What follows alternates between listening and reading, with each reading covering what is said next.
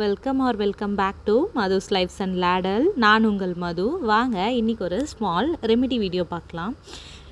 இது என்னோட try and frizzy hair. இப்போ ரீசெண்ட் டேஸாக வந்துட்டு ஹேர் கேர் பண்ணாமல் ரொம்ப என்னோடய ஹேர் வந்துட்டு ட்ரையாக ஃப்ரிஸியாக ஆகிடுச்சு அண்ட் நிறையா ஹேர் ஃபால் ஆகிடுச்சு. ஸோ இனிமேல் கொஞ்சம் கேர் பண்ணலாம் அப்படின்னு சொல்லிட்டு இந்த ட்ரை அண்ட் ஃப்ரிஸி ஹேருக்கு நான் முன்னாடி ஃபாலோ பண்ணிகிட்டு இருந்த ஒரு ஹோம் ரெமிடி வந்து இன்றைக்கி நம்ம பண்ண போகிறோம். அதுக்கு தேவையானது வேறு எதுவும் கிடையாது, ஒரே ஒரு எக்கு.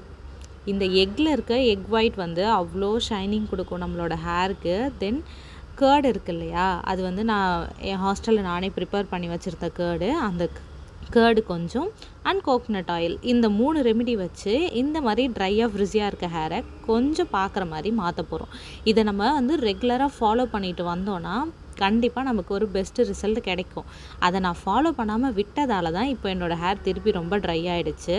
ஸோ ஒரு பவுலில் வந்து நம்ம ஒரு 3 to 3 spoon of curd, then egg white வந்துட்டு எல்லோவும் ஆட் பண்ணலாம். எக் எல்லோ, அந்த எல்லோவும் ஆட் பண்ணலாம். பட் எனக்கு அதோட ஸ்மெல் ரொம்ப ஸ்மெல் அடிக்குங்கிறதால நான் அவ்வளோவா ஆட் பண்ணிக்க மாட்டேன். ஸோ எக் ஒயிட் மட்டும் ஆட் பண்ணிவிட்டு தென் கோகனட் ஆயில் வந்து போட்டு நல்லா அது 3ம் பிளெண்ட் ஆகி ஃபுல்லாக மிக்ஸ் ஆகிற மாதிரி மிக்ஸ் பண்ணிக்கோங்க.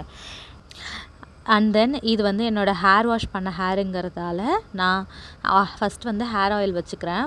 என்னோடய 2 சைடு 2 பார்ட்டிஷனாக பிரித்து நான் ஃபஸ்ட் வந்து ஹேர் ஆயில் அப்ளை பண்ணிவிட்டு அதுக்கு மேலே நான் ரெடி பண்ணி வச்சுருந்தேன் இல்லையா, அதோட இதை வந்துட்டு அப்ளை பண்ணிக்கிட்டேன். ஆக்சுவலாக அப்ளை பண்ண வீடியோ ஆன் பண்ணாமல் அப்ளை பண்ணிட்டேன். எனக்கு வீடியோ ஆனில் இல்லைன்றது தெரியல. ஸோ இது மாதிரி ஃபுல்லாக அப்ளை பண்ணிவிட்டு இந்த மாதிரி ஒரு சின்ன பன் போட்டு வச்சுக்கோங்க.